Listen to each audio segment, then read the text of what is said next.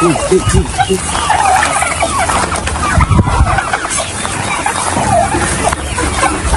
ho yung aming mga ilang buwan na ba ito? 3 to 4 months?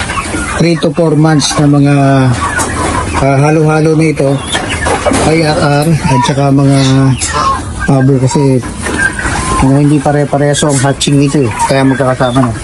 Sige, pasok kayo. Pasok kayo dito sa aking maliit na growing pen. Ayan. Pasok ka lang at baka lumabas yung mga sisi at mga manok.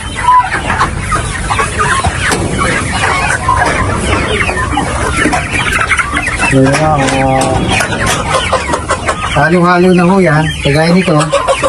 Ito ho, yung mga 4 months. Ayan, mga 4 months. Yung medyo maliit, 3 months. Ganun din ho yung pabo. Itong malaki, 4 months na ho yan. Halo-halo na ho yan. Meron pa tayo dyan na Rhode Island White. Ayun. Pero hindi puro white. Pero meron kami na maliliit na sisiw na medyo white.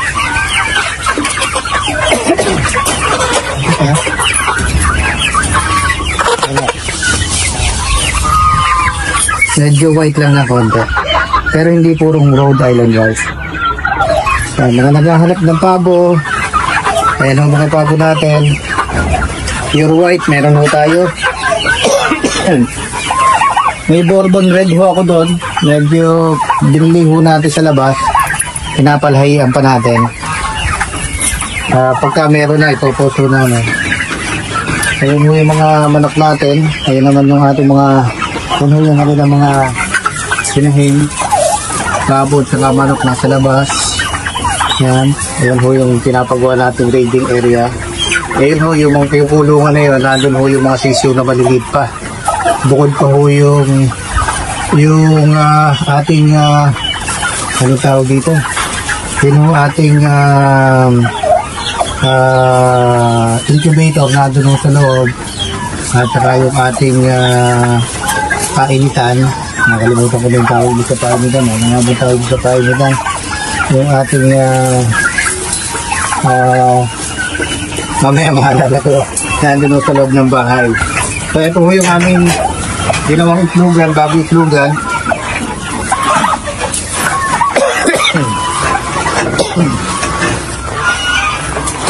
Ito ng pabo.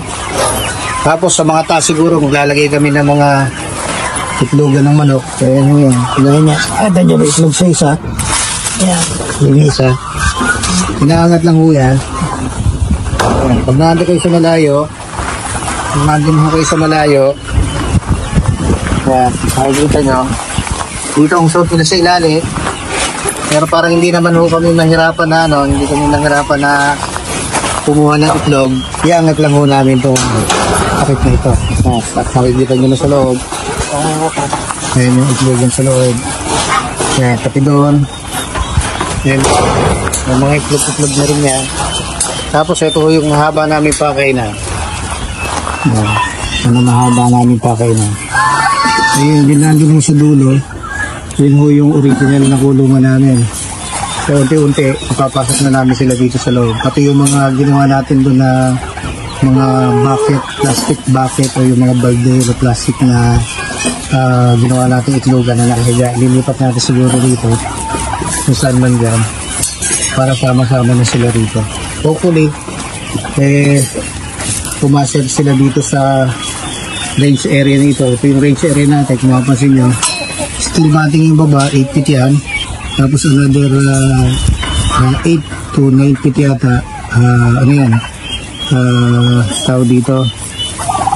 Range net na. So, kulang-kulang 20 feet yung bakod natin yan. Combine ng plastic na range net at saka steel matting.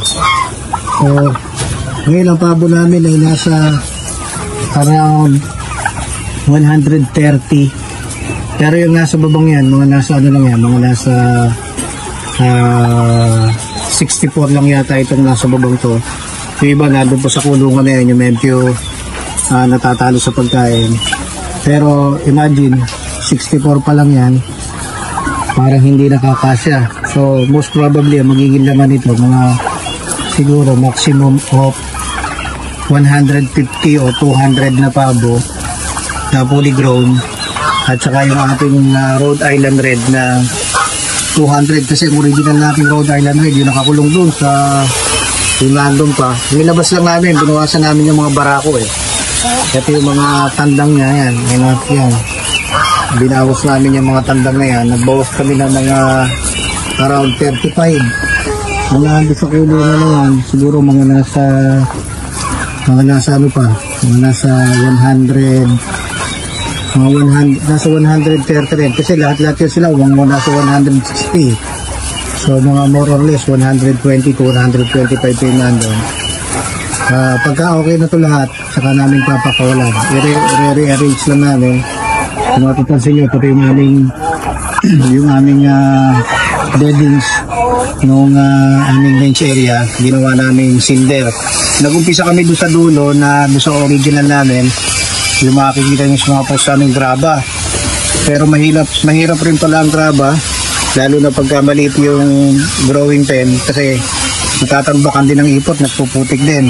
So dito, hopefully, dahil open naman siya, mahuhugasan ng tubig ulan yung kanilang mga ipot.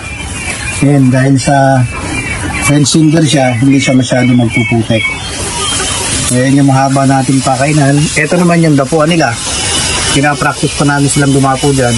So siguro mga 200 kaya nito. Hindi sila lahat dadapo para sa gabi. So yun lang mga livestock. Yung sa mga gustong mag-alaga rin ng pabo at saka ng mag-alaga rin ng manok na Rhode Island Red. Tabihanan yung mga susunod namin po. Right now, medyo inaayos lang namin para itong aming mini backyard farm ready na tumanggap ng mga bisita, ng mga bibili with yung systematically. Meron siyang tao dito meron siyang disinfection area para sa mga papasok, at saka meron kaming ready reception area para dun sa mga bibili ng mga pabot sa mga lamok. Ayun lang, hanggang sa susunod sa post.